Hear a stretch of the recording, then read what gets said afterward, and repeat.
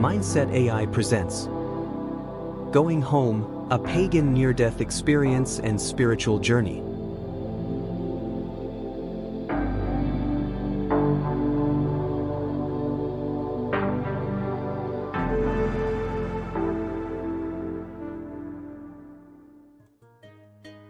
Klara Steyn was a bright teenager in her final year at high school.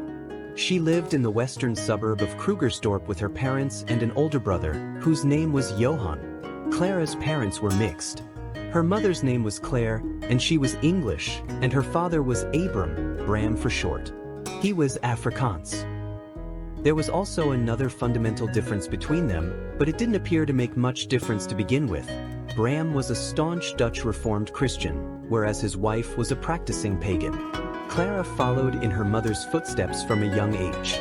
Johan, on the other hand, was somewhat of an agnostic.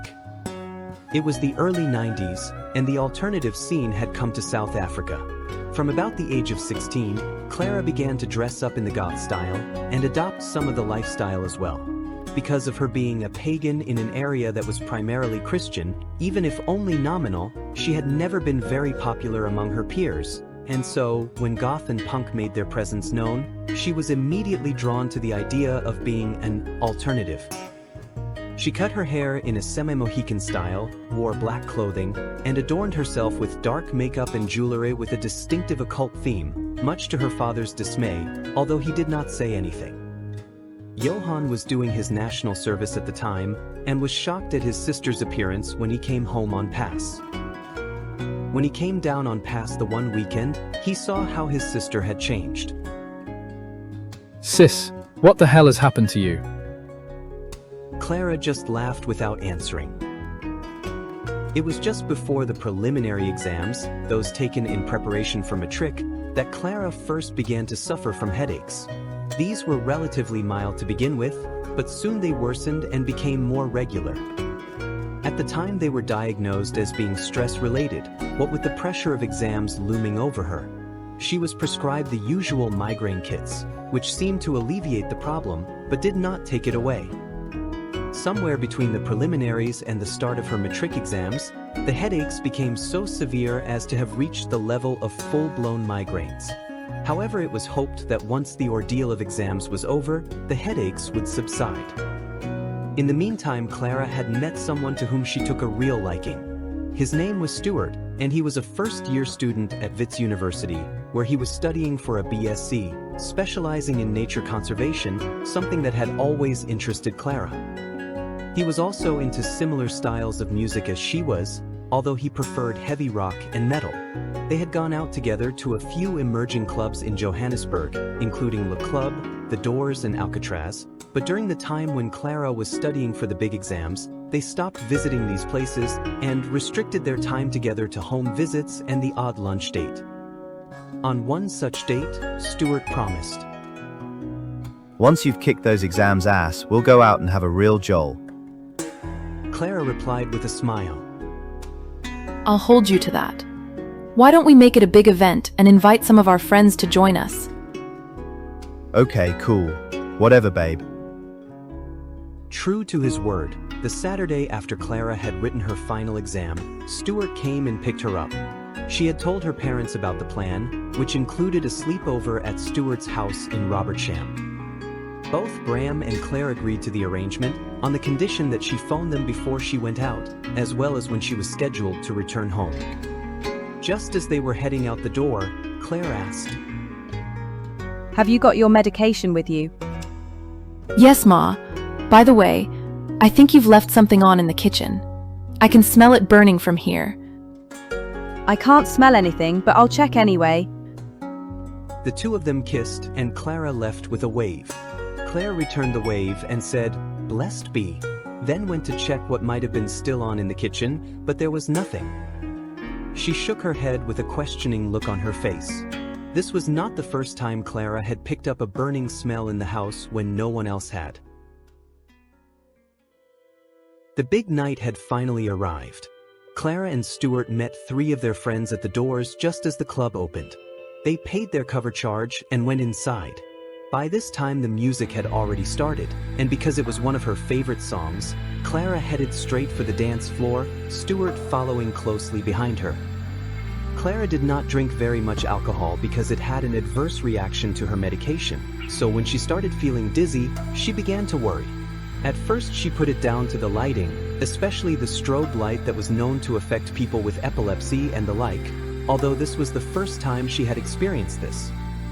Before long, however, it became apparent that something was wrong, terribly wrong. Her head began to pound, and she started to feel nauseous as well. Not only that, but her vision started to blur. She excused herself and headed for the ladies' bathroom. Having brought up in one of the toilets, she took her migraine medication, hoping that the pain would subside as soon as the pills took effect. After a while it seemed to work, but the relief was only temporary, and soon the headache was back, this time even worse than before. She stumbled out of the club onto the pavement outside. It was as if she was drunk, even though she had only consumed 2 Cinzano and sodas, each with only half a tot glass of alcohol. Stuart did his best to follow her, as did 2 of the friends. By the time they reached her, Klara's clothes were covered in vomit and perspiration ran down her face, which was white as a sheet. She could hardly stand up, and collapsed as soon as Stuart came close to her. Pete, help me get her to your car. I'm too pissed to drive properly, and we've got to get her to a hospital ASAP. The other young man agreed, and they dragged the almost unconscious Klara to Peter's Volkswagen Jetta. By this time, the last of the friends that had accompanied them to the club had also arrived. One of them was elected to drive Stuart, and the 2 vehicles headed for the nearest hospital, which happened to be the Rand Clinic in Hillbrook. By the time they arrived, Klara seemed to have lost consciousness. She was rushed into casualties and placed on oxygen immediately. She was still breathing, albeit shallowly, her blood pressure was extremely high, and her pulse was rapid but weak. At the time, Rand Clinic was unable to treat priority 1 patients, and an ambulance was arranged to transfer her to the Mill Park Hospital under close supervision and advanced life support. The others tried to follow, but were left behind, so they headed to Mill Park as quickly as they could. When they arrived, Stuart was asked to give an account of what had happened. Meanwhile, Peter used one of the phones in casualties to alert Klara's parents as to her condition. I don't know how this happened. I mean, she hardly drank anything strong, and I know she doesn't do any drugs. Is she going to be okay? It's too early to tell. She seems to have regained consciousness, but she's still not very responsive. Is there anything else that you can tell us about her? Well, as I said, she does suffer from migraines. In fact, we thought she was getting one before this all happened. Did she take any medication? Yes, she did, but they only helped for a short while. And you're sure she didn't take anything else? I'm certain. I've known Klara for nearly a year now, and she's not into drugs or anything. It's okay, Stuart. We just need to make sure. The only thing I can think of is that some jerk at the club either stuck her with a needle or spiked one of her drinks. The doctor has done a series of toxicity tests. We will know soon enough. While they were talking, Klara's parents came bursting through the door. Bram immediately began questioning the young man in a tone that could have been construed as being almost accusing. This did not help in any way to ease Stuart's already frayed senses, and he stormed out of the casualties in tears of rage. Claire glared at her husband before going out to console the young lad. That was uncalled for, I know, but he is extremely worried about Klara and doesn't know how to handle the fear that he's feeling. I know, Miss Steyn, but why did he come to me straight away? I mean, it was like he thinks I had something to do with it. If it wasn't for me, Klara wouldn't be at the hospital now, and yet he doesn't think about that now, does he? Everything is so intense right now. I don't think any of us are exactly thinking straight. You're right. I guess I can understand some of your husband's stress. Both of them returned to the waiting room, where Bram mumbled some kind of apology without even looking at Stuart. Soon afterwards, the doctor that had been examining and treating Klara came into the room. The look on his face turned all the people's blood cold. His brow was furrowed with concern. What's the matter with our daughter? Okay, this is going to come as a shock to all of you. It sure as hell did to me. We were able to look at your daughter's eyes when she opened them after regaining consciousness. And the right eye is squinting inwards, which I'm guessing is not normal. Not at all. She's never even had problems with her eyes. What does this mean, doctor? Claire, whose brother was also a doctor, shook her head and wept. No, it can't be. I'm afraid it is likely that she has developed a tumor somewhere in her brain, and it is pressing on the muscle that controls the movement of her one eye. Exactly where it is, and how large it might be, we will only be able to ascertain by sending her for a CAT scan. I have already scheduled for her to have one as soon as everything is set up. Oh my God, that explains the headaches and why she kept saying she could smell something burning. Damn it. This is news to me. How long has this been going on? Since the first part of this year. But my wife suffers from migraines, so we automatically put her headaches down to that. They can also cause a patient to smell burning, can't they? In rare instances they can. It can be either a sign warning a patient of the onset of a migraine, but this is very rarely the case. Well, this kind of makes things a bit clearer. If it is a brain tumor, it's probably situated in the right frontal or temporal lobe, hence the squinting and the burning smells she has been experiencing. I'll include that in my report. Thank you for the information. He turned to go, but turned round again, and added as if almost preempting the question on both the Steyn's minds before they asked. There is no way you could have known about this earlier. I hear that Klara has just written her finals. That's a very stressful time and would have caused her to have migraines more often and with greater intensity too. There was a terrible silence in the waiting room, and even those not directly involved in the conversation seemed to stop talking, as if realizing the severity of the situation. It was Stuart who broke this quiet spell. If it is a tumor, will they be able to remove it? Your brother's a doctor, so maybe he'll know. As far as I know, it depends on where it is and how big it is. In certain parts of the brain, removing it runs the most terrible risks, and if it's too large, it may be inoperable. But let's not get too despondent now. We'd best wait for the results from the scan. An hour later, Clara returned from the X-ray department, and 30 minutes after that the results came in. At the same time, the blood tests had been analyzed and showed negative for any narcotic substances that could have been either ingested or introduced by means of injection. Dr. Smith asked the family and Stuart to join him next to the bed where Clara was lying. When they arrived, he insisted that they all sit down in preparation for the news he was about to give them. This further unnerved all present. Right. The results have come back, and I'm afraid they're a mixed bag. Some good and some, well, not so good. Give us the not so good first, if you don't mind. As you wish. The results confirm that Clara has a brain tumor on her right frontal lobe. The shock was almost audible. Wait, there's more. There is a smaller lesion on her occipital lobe, which accounts for the eye squinting like it did. Okay, so that's the bad news. The good news is that we can remove both of them by means of surgery. What are the risks, doctor? As with any brain surgery, there are of course risks involved.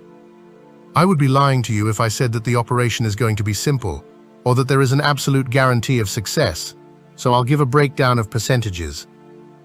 There is a 40% chance that she will recover from the operation with few after effects. The other 60% is further divided into 3 other possibilities. The first is that she will be affected by the procedure, but from slight to medium severity. That I reckon makes up a further 25 to 30%, bringing it to 65 to 70% chance. The second is that she will be severely disabled as a result, and I think you can guess what the last option is without me stating the obvious. But if we don't operate, she will deteriorate and eventually die. Then there's no choice. I think we all agree that you need to go ahead with the surgery. Claire and Stuart nodded in response, both of them too distraught to reply verbally. I have already alerted the theater, and the neurologist is on his way, as is the anesthetist. We should be underway in the next hour and a half to 2 hours. I suggest all of you get some rest. Wish Klara well, and find somewhere to sleep. I'm told that you have come from Krugersdorp. That's quite a distance to travel, especially in the state you're in right now. Even after the operation, Klara is going to be pretty much out of it, so it would be better if you came back this afternoon sometime if you want to see her. We'll check into a hotel nearby. Stuart, you're welcome to join us if you wish. After kissing the still semi-conscious girl lying in the bed, they departed, thanking the staff on the way out. By the time they left, the sun was shining, and it was then that they all realized how exhausted they were. Having found accommodation at a local hotel, Klara's parents and Stuart had a light breakfast before heading for bed. When Claire woke up, about midday, she phoned the army camp where Johan was stationed and left a message telling him what had happened. In the meantime, Klara had actually regained consciousness enough for Dr. Smith to explain to her where she was and what had happened to her, although the whole ordeal left her more than a little overwhelmed. The nurses then gave her the pre-med and left her to relax a little as the medication took effect. Just before this, she asked for her handbag. She took out the miniature statuette of Batit she always kept with her and placed it in front of her on the table. Klara closed her eyes and whispered a prayer to her goddess. Klara was a volunteer worker at a cat shelter and had always loved cats, which was the reason for her choice of deity. O guardian of all felines, and of those who care for them, I need your help right now. I am scared of what is going to happen to me, and I don't even know if I will survive this operation. May your grace be upon me, so that I may continue to serve your people. So mote it be. Just as she had finished, the anesthetist entered the ward to speak to her, and soon thereafter she was being wheeled down the passage to the operating rooms. Whether it was the movement of the gurney or a side effect of the medicine, Klara began to feel queasy and closed her eyes to try and stop her head from spinning. Just then she became aware of someone holding her hand. She opened her eyes, expecting to see one of the nurses walking next to her, but instead she saw a tall woman with olive skin and jet black hair. What was most striking about her was that she was dressed in a robe that reminded Klara of pagan priestesses. But by the way she carried herself, Klara knew that this was no mere priestess. Before she could say anything, alas, the figure seemed to vanish as quickly as she had appeared, but the impression that she left on Klara was remarkable to say the least. Replacing her sense of foreboding and fear, she felt an inexplicable feeling of calm and seemed to be at peace despite what awaited her. Under her breath, she whispered, Thank you, my lady.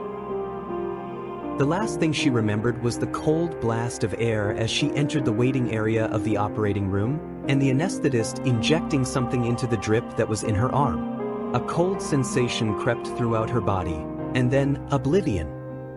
All the while, a strange smile played on her face, which the medical staff attributed to the medication they had given her before she came to the theater, but Klara knew that her prayer had been heard. The next recollection was her waking up in another hospital bed, her head pounding. She reached up to touch her scalp, only to find that it was covered in a dressing. Then she remembered vaguely what had just transpired. It was not long before a nurse came in and asked if she needed anything. Yes, please. My head really hurts like crazy, and could you bring me the little statue that I left in casualties? The sister nodded, and soon returned with a syringe and the small figurine that had been returned to her handbag, and brought straight from the emergency section to the ward where Klara would be staying after the operation. She placed it on the cupboard next to Klara's bed, and then injected the analgesic into the drip. It did not take long for the headache to subside, much to Klara's relief. As she dozed off again, Klara became aware of an unseen presence next to her, and the sense of calm returned. She woke up to find her parents, Stuart, and some of her other friends standing next to her bed. She smiled up at them and tried to lift herself off of her pillows to greet them, but was unable to do so, firstly because it caused her head to ache, but also the bed seemed to spin around violently as she moved. Claire told her not to worry, bent over, and kissed her on the cheek. There were many greetings and words of relief that she seemed to have come through the ordeal with little or no after effects. Soon, however, the visit became too tiring for Klara, and she reluctantly asked her visitors to leave. She had only just gone back to sleep when she was disturbed by a loud shouting in front of her bed. Startled, she woke up to see 3 young women who had come to visit the patient opposite her, standing there, their arms outstretched towards her. At first she had no idea what they were doing, but it soon became clear that they were praying. This was no prayer for healing or speedy recovery, alas, but that she would be delivered from the demon that stood on her bedside table. Too weak to respond, Klara pressed the button for the nurse to come, and soon they were instructed to leave her alone. But not before one of them attempted to remove the statuette from the place where it had been placed. Luckily, this was unsuccessful and did not cause any damage to the icon. The patient that the women had been visiting came over to where Klara lay using a walking aid. I am so sorry about that. Those 3 have been coming to see me every day since I was admitted here. But this is the first time they have done anything like this. What does that statue mean to you? I'm a pagan, and this is a statue of Bastet, the goddess that I worship. She is actually the goddess of cats and felines, but people like me, who love cats, also honor her. I see. The 3 women did not return to the ward for some time after that, and when they did, they were warned that if they tried to interfere with any of the other patients again, they would be banned from the hospital completely. One of them then retorted that she would take this matter up with the matron, and even the hospital manager, to which the head nurse calmly replied that these instructions had come from the matron herself and had the manager's signature on them. Well, I don't believe you. The sister showed her the notice, and sure enough there were the 2 signatures, one from the matron and the other from the manager. The visitor then threatened. Then I will take the matter to your head office. I am a church deacon, and I have the right to pray for anyone I choose. I agree, but your right does not extend to interfering with other patients. We were not interfering. We were trying to deliver that young woman from the bondage to that demon on her table. Mom, if you say something like that in public again, I'm going to instruct you to leave and not come back. The woman opened her mouth to retaliate, but the stern expression on the sister's face made her think twice. With a huff, she went over to the patient opposite Klara and began to talk to her instead.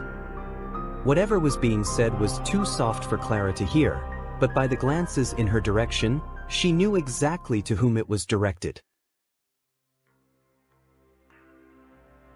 The neurologist who operated on Klara came to see her some time before dinner.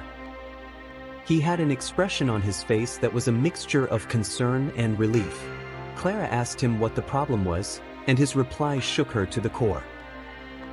To tell you the truth, young lady, we are all very glad to see you doing so well. Why is that? A look of discomfort came over his face. Well, there was a moment where we thought we had lost you while the surgery was underway. You stopped breathing, and your heart also stopped for quite some time. Despite our best efforts, it seemed that we couldn't resuscitate you. But then it was like you were given a second chance. After that, the procedure went pretty smoothly, but I have to admit you really gave us a scare there. Ah, so that explains it. That explains what? I'll tell you about it when my head has stopped hurting so much, and I can think straight again. By the way, am I going to have any after effects from this? Luckily only one that we know of, although time alone will tell. The second tumor has done some damage, which means that you will probably have to wear glasses to correct your vision, but for now that's all we can be certain of. Well, that doesn't seem so bad. Thank you, doctor. The specialist smiled, and seeing the nurse enter the room, went over to give her instructions that Klara could not hear clearly, but she knew they were concerned about her. 3 days later, the nurses tried to get Klara to walk with the help of a walker. At first she was frustrated because it seemed that her legs refused to do what she wanted them to, but the staff attending to her assured her that this was quite normal, and that it would take time. Even when she was discharged 11 days after that, she still had to use the aid, but she was much more stable than the first time she tried. As the doctor had predicted, eye tests confirmed that she still had a slight squint in her right eye, for which she would need spectacles to correct, either permanently or for the foreseeable future. 2 weeks after the operation, Klara was at last allowed to go home. She was given a course of medication to prevent seizures, as well as for pain control, and was instructed to be extremely careful so as not to cause any form of injury to the site where the op had been performed. This she promised, and was overjoyed when the doctor gave her the all clear. She thanked him and all the staff for their kindness and professionalism, and with the help of Stuart and her parents, made her way to the entrance of the hospital. There she sat down and waited for Bram to bring the vehicle, and at last she was on her way back home. Klara had an appointment with the specialist 3 weeks after she was discharged from the hospital, in order to check how well she was recovering and to ascertain whether there were any other after effects from the surgery. It was discovered that, apart from the slight problem with her one eye, everything else seemed to be fine, although she also said that her sense of taste had been somewhat dulled. It was at this meeting that the doctor asked, When I told you that we almost lost you, you said that it explained something. Would you like to tell me what you meant by that? I will, but I want my mum to be present as well so that she can hear it too. The physician asked Claire to join them, and Klara explained. She told them that, before the operation, she prayed to Batet to watch over her and to make sure that she came through safely. Almost as soon as she did this, she felt someone touch her shoulder. At first, she thought it might be one of the sisters, but when she looked, she saw a tall woman dressed in rich, dark robes, and instinctively she knew who it was. She thanked her just before she went under. Sometime during the operation, she felt as if she were standing beside the table. This puzzled her at first, but then she saw herself still lying there, the doctors and staff members in a frenzy, trying to do something she did not understand at the time. She then seemed to drift out of the operating theater and into the corridor, where she saw her mother and father. Her father had his head bowed and appeared to be praying. Stuart was there as well. She did not want to frighten her mother by telling her about what was happening inside. After that, she found herself in a dark passage. Her grandmother and Aunt Susan met her at the start of the passage. Both had passed away, but she had been very close to them, and they encouraged her to go further down the passage. It was then that she saw a bright light. She felt drawn to it, even though it frightened her more than a little. As she drew nearer, she saw 2 figures standing at what seemed to be the entrance. One was male and the other female. She recognized the woman almost immediately, as she was wearing the same garments she had seen before the procedure.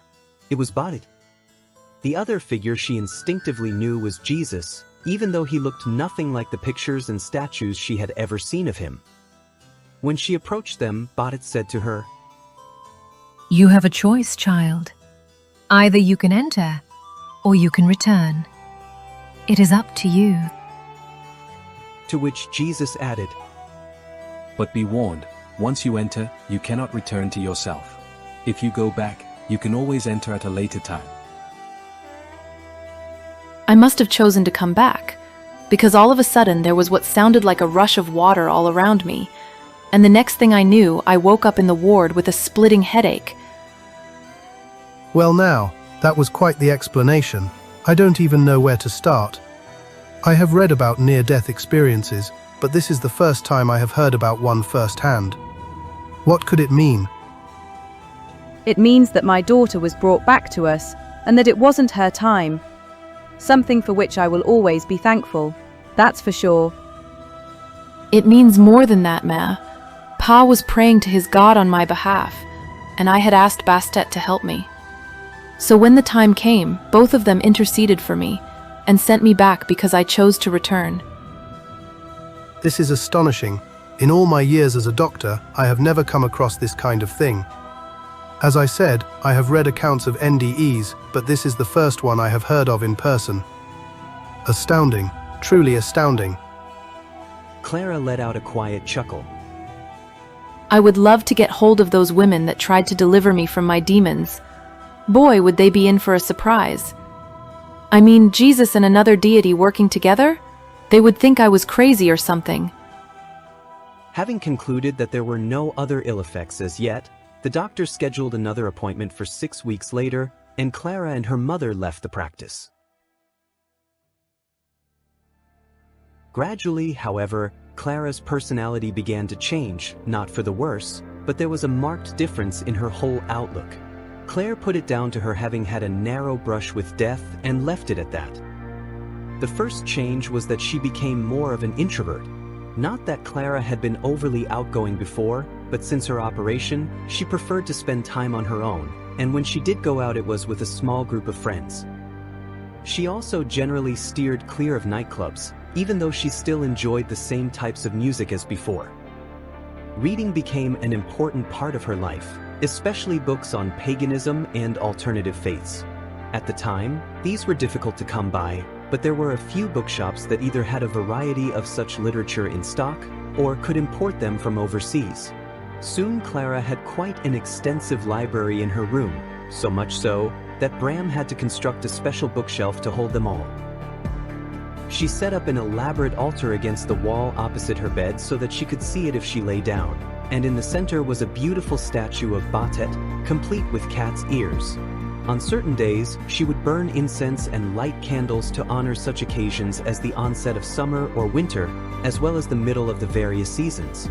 On the anniversary of her operation, she held a special ceremony to honor the goddess that she believed had saved her life. Bram asked her why she did not include a statue of Jesus, having heard the account of her NDE. Her reply was, "Because none of the statues I have seen look like him." Nonetheless, she agreed to make a compromise and purchased a set of rosary beads with a cross on them, which she hung around Bastet's neck. After Johann's stint in the army, he became more and more rebellious, something that troubled his sister greatly. It was obvious that he was suffering some kind of PTSD, but he was too proud to admit it. Not only that, but he began to hang around with a group of his former comrades that did not have a very positive influence on his life. Many times he came home after a joel, blind drunk and reeking of alcohol. Klara said nothing until the day came when he was acting very strangely indeed, and when she went into his room, she could smell the distinctive aroma of weed. "Bro, this is not on. You're going to get in trouble with the cops, you know that." In response, Johann ordered her to leave the room and slammed the door behind her. Although their relationship in the past had been far from ideal, this was a first for Klara, and it upset her greatly. Especially when, a few moments later, Johann came storming into her room, his face red and his eyes glazed over. You mind your own damn business, and if you tell Mum or Dad about this, there will be hell to pay. I don't criticize you for your witchcraft and stuff, so just stay the hell out of my life from now on. Having said these things, he turned and left, slamming her door as he departed, leaving his sister in tears. Later that evening, he returned. It was obvious that the effects of whatever he had been taking before had worn off, and he had calmed down. He was unable to look Klara in the eye. Sorry, sis. I don't know what the hell came over me. Klara stood up and took her brother in her arms. "That's okay, bro. I know it wasn't you talking. It was the shit that you were smoking, or whatever you were doing, but it has to stop before it causes more problems. I don't want you to get into trouble." Johann suddenly became defensive, even angry again. He freed himself and protested. It's not like I'm hooked on the stuff, you know. I am in control of things. "Well then, show me. Just quit." Once again, the young man became abusive. He even raised his hand as if he was going to strike her, but instead he just shouted. Oh, to hell with you. He left the room again in a hurry. His behavior frightened Klara so much that she wanted to speak to Claire about it. She knew that if she mentioned the incident to her father, there would be hell to pay.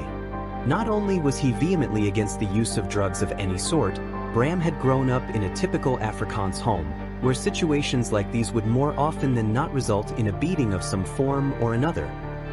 Claire, on the other hand, preferred to use diplomacy before any form of discipline. But before she had the opportunity, She and Johann were in the kitchen together when he came up to her and put his arm around her shoulder. She could see by his expression that he was close to tears. Sorry again, my sis. I don't know what the hell happened back there. Maybe I'm not so much in control as I thought I was. Can you forgive me? This time Klara knew he meant it. Of course, you're my brother. I will always forgive you. She emphasized her words with a kiss on his cheek, and they smiled at each other. But the incident left both of them with a reminder of what almost happened. Johann began smoking in secret, preferring to go into the open felt that was near their home rather than smoking at home. Klara, on the other hand, was too afraid to confront him whenever he was acting strangely and was obviously under the influence of the drugs that he was taking. She had since discovered that he wasn't only smoking marijuana, but he was mixing it with a drug called mandrax to make what was commonly known as a white pipe. Then one day they had an argument over something unrelated to Johann's addiction. Suddenly, and without provocation, he hit his sister in the face with the flat of his hand before storming off in a fit of rage and a tirade of swear words.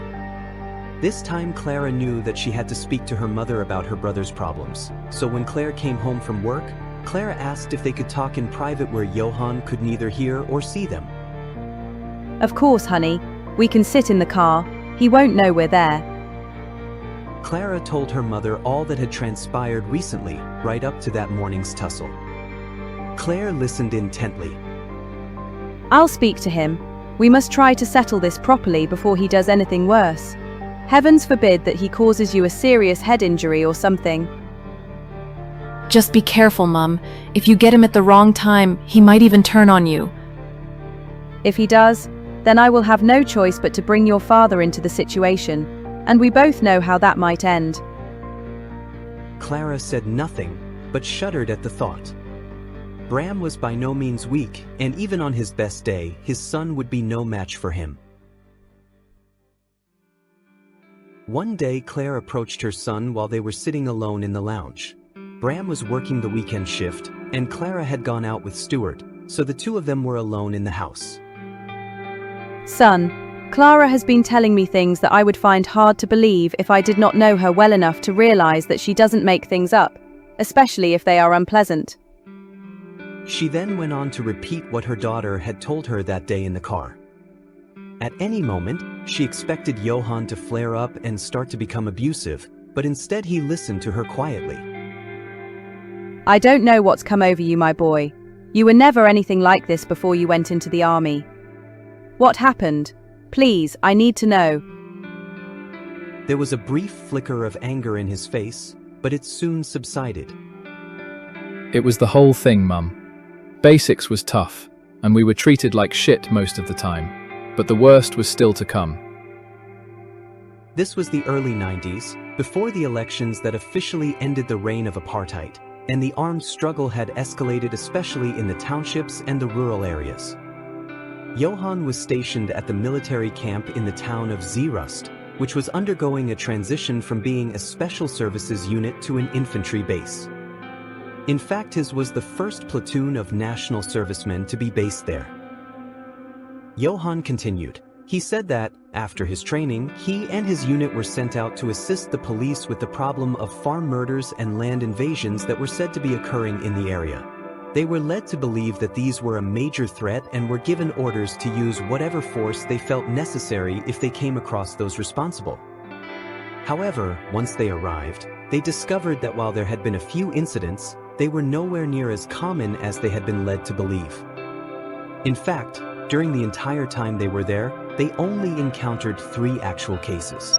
One involved a farmer who had been murdered, while the other 2 involved squatters who had taken over part of farmers' land.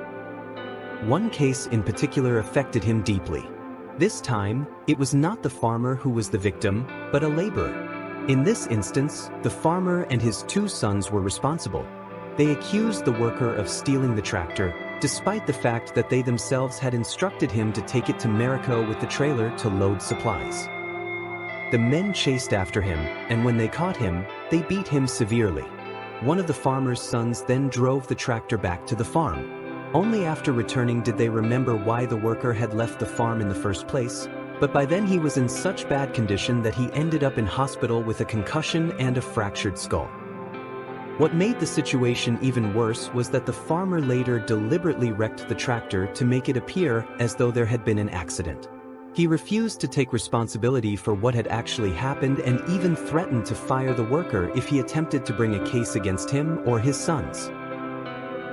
Around this time, the defense force was also recruiting non-whites into their ranks, mainly because many of them had come from Southwest Africa, which had since become independent and was now called Namibia.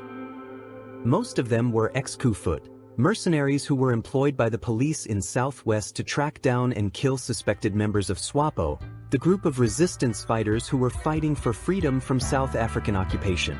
The Kufut were even paid per head, meaning that they were rewarded for every kill they made. Of course, there was always the question as to whether every person they had slain had been a terrorist or just some unfortunate and innocent civilian. There were similar units in South Africa itself, like the infamous 701 and 901 battalions, who were deployed in the townships when the armed struggle was at its most fierce, but these were slowly being disbanded and their members integrated into the South African Army itself. One such individual, whose name was Sipho, actually became friends with Johan, and he related his tale to his mother next. He explained that Sipho used to live on a farm in the Free State. He became friends with the farmer's son, something the owner did not like. One day Sipho and the other kid were roughhousing in the shed where all the hay was kept for the cattle. The owner came in and accused his own son of being queer. He lost his shit completely, so badly that he chased his son off the farm, completely disowning him. He then beat the young black kid so badly that he nearly died. He probably would have if his daughter hadn't come in at the time and stopped him. But the farmer wasn't finished there. He fired Sipho's father and swore that, if any of his family set foot on the farm again, he would kill them on sight. Another case I heard was when a bunch of white guys beat and murdered a 12-year-old black girl. They claimed that they caught her stealing mealies from the field at the side of the road. But I mean, even if she was, that still doesn't mean that she deserved the treatment she got. They tied her to a bloody tree, Mum, and then they killed her. She was only a goddamn kid. He quickly apologized for his language. These stories made me think. I know that murder is never right, but I could understand how some of these farm workers must feel when their employers are so abusive towards them. I mean, Sipho never did anything wrong, and yet he and his family were kicked off the farm, just because the owner was too hard-assed to realize that he had misread the whole situation. Oh, and by the way, he never accepted his own son back either. Yes, the situation was serious and people were suffering, but I got to thinking that maybe we were protecting the wrong people in some cases. My God, son. I can only imagine what that did to you, but wasn't there anyone you could speak to about these problems? Who would listen to me, Ma? If I spoke out about what I was thinking, chances are I would have been treated as a traitor and even ended up in DB. DB stood for detention barracks, a place where no one would want to end up. I suppose so, but you're not in the army anymore. You don't have to deal with this alone, you know that. I know, Mum. I thought I could handle things, but it is plain to me now that I'm not doing it very well. The guys that I hang out with aren't helping either. A lot of them were my pals in the army, and some of them shared my views as well. We used to get together in secret and talk about the problems we had found. The drugs came later. Mum, I need help. I never meant to harm anyone, especially Klara, and I'm scared that one day I'll lose my shit and really hurt her. If that ever happens, I will never forgive myself. I know. I'll see what I can do. You do realize that we're going to have to bring your dad up to speed about what has happened. She noticed a look of extreme fear in her son's face. Don't worry. I'll be there to make sure that nothing bad happens. That evening after dinner, Claire asked Bram to join her in the sitting room. Klara and Johan were sitting next to her on the sofa. Once he was seated in his favorite chair, Claire spoke. Honey, your son needs to speak to you. It's really important, and I want you to listen carefully to what he has to say without getting angry with him. Promise me that you won't do anything rash. Her husband was a little confused, but promised just the same. Johann began to speak hesitantly at first, and ever watchful of his father's reaction. When he saw that Bram seemed to be taking what he was hearing well, he began to gain more and more confidence. After quite some time, he concluded his discourse. There was a moment's silence, and the boy was afraid that things were going to make a turn for the worse, but to his surprise, Bram just shook his head. My son, I understand some of what you're going through. You forget I was also in the Defense Force, and at that time it was 2 years instead of just 1. I was a private just like you, and we were sent to Rundu in Southwest. Even then I knew that the war up there was a lot of crap. We were led to believe that old Sam Nujoma was like the devil himself, and the Swapo were like his demons wanting to rob us of our freedom. But I remember when I stood guard at the main gate, where they had built some cells where the suspected terrorists were held before being taken to Windhoek prison. I actually met one of these guys, and to my surprise, I found him to be just an ordinary black man with a wife and kids. He definitely wasn't the monster that he was made out to be. I was horrified to find out that he had tried to escape, only to be shot dead by one of the Kufut. So, believe me when I say, I had the same doubts as you did. The look of relief on Johann's face brought a tear of joy to Claire and Klara's eyes. Thanks, Pa. But this story of you taking drugs, not to mention threatening your sister, these things stop now, my boy.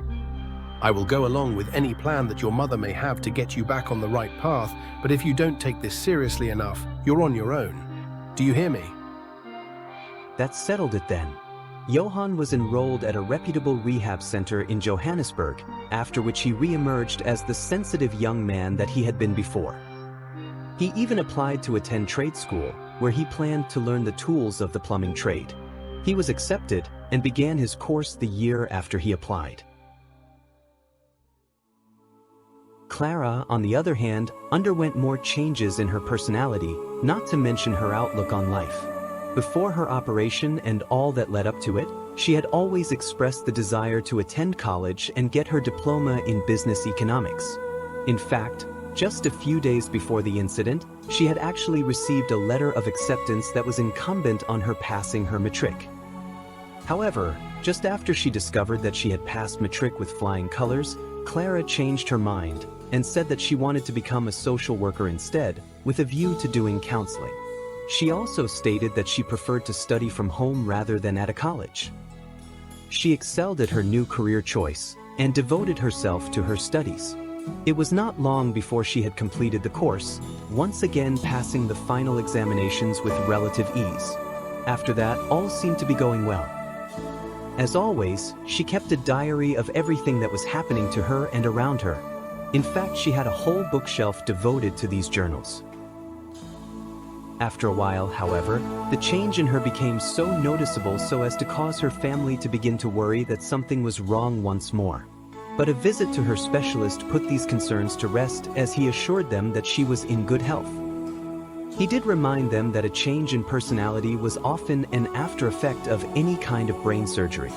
So, rather reluctantly, they accepted this as a possible explanation and left it at that. Then came the day when, at breakfast, Klara informed everyone present that she was ready to go home. When questioned as to what she meant, she merely repeated herself and asked to be excused from the table. After that, she returned to her room and even locked the door behind her, something she had never done before.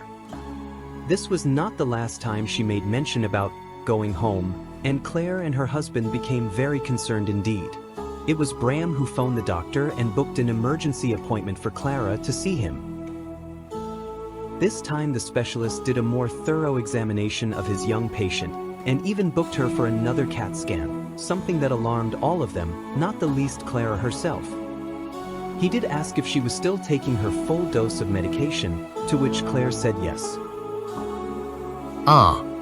One of the possible side effects of pentacosine is hallucinations. I will prescribe something else in its place, and let's see if that helps. The results of the CAT scan turned out to be negative, which meant that there was no sign of the tumor regrowing or any new growths visible anywhere else in Klara's brain. While this was good news in and of itself, It still left her and her family without any explanation for her strange behavior. Unlike other psychological defects, Klara was very aware of what she was doing and saying, as well as the way it affected her family, and both these factors caused her to become more and more upset. Klara seemed to have stabilized to some extent after her medication had been replaced, and even more so when the dosage was slowly reduced until she no longer needed to take it. Still, there were times when she would do or say things that indicated that the problems were not entirely resolved. Again, she agreed to attend counseling sessions, and soon she was being attended to by a practitioner from the Mensana group, an association of counselors that were not affiliated with any church or religious organization. It was during one of these sessions that she spoke openly about why she felt compelled to say some of the things she did. I sometimes get these visions. They're not dreams because I am always awake, and sometimes I even have them during the day. You know that I am a pagan, and that I worship Bastet, right? The counselor nodded and urged her to continue. Well, in these visions, or should I rather say this vision, because most of them are very similar, although not always the same, I usually am sitting in my room, at my desk, or on the side of my bed, when the figure of my goddess appears in front of me. There might be some variation in the circumstances, but her words to me are always the same. What does she say to you? That I must prepare myself because I will soon be going home. But there's more, because I'm told that I will only be there a while before I start on another journey afterwards. So then, why don't you just keep these visions to yourself? You know how much they disturb the rest of your family. I can't do that. It would be dishonest, wouldn't it? I suppose it would. Well, then the other option is to tell them the whole story just as you told me. Maybe, but then they would know that I'm going to be leaving soon, whatever that means. Perhaps one of them would be able to shed some light as to what it does mean. I hadn't thought of that, but the only person that could help me is my mum. The other two would not understand.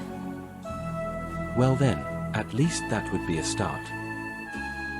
A few days later, Klara did as she promised. She sat with her mother and told her about the visions she had experienced. Claire's response was not what she had expected.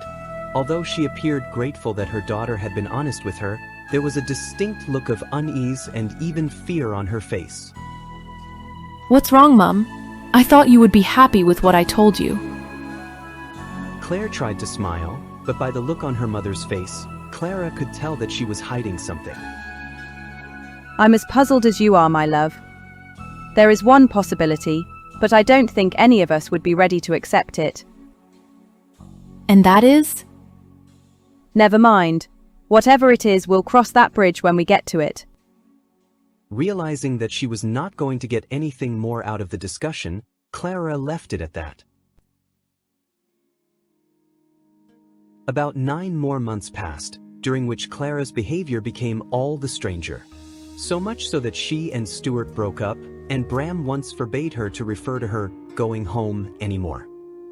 Johan also reacted angrily to the changes that had occurred in his sister, but he did so by keeping his silence. Only Claire seemed to have some idea of what was going on, but this knowledge offered her no comfort at all. One Monday, Claire came into the lounge and insisted on saying goodbye to everyone. She asserted that this was the day that she had been told about, and she was leaving for home. All but her mother were completely puzzled and perplexed because of all this. Claire was in tears as she reached out and embraced her daughter, not wanting to let her go. Klara did not come for her lunch, and when Johan took her food to her, it appeared she was fast asleep, so he left her room and closed the door behind him. When she did not appear for supper either, Claire went to investigate and found her not moving in her bed. In a panic, she called an ambulance. The crew arrived and examined her. The paramedic reported, "Sorry, ma'am, but she's not breathing, and we can't find a pulse." After attempting CPR for quite some time, and once a senior medic had arrived with ECG equipment, Klara was declared dead on scene. The whole family were stunned into silence upon hearing the news. When an autopsy was carried out, it was discovered that there was a small growth on the right side of her brain, but that this was not the cause of her death. In fact, the actual cause could not be ascertained. One of the doctors exclaimed, "It's almost as if she just stopped wanting to live." Searching for answers, Claire began reading her daughter's last entries in her journal that was lying next to her bed. Her final entry was very brief and to the point. My Lady and Lord have decreed that the time has come. I have said my farewells to my beloved family. May they understand and not grieve too much for me, and now there is nothing more for me to do here. It is time for me to go home. This journey is over for me. A new one is about to begin.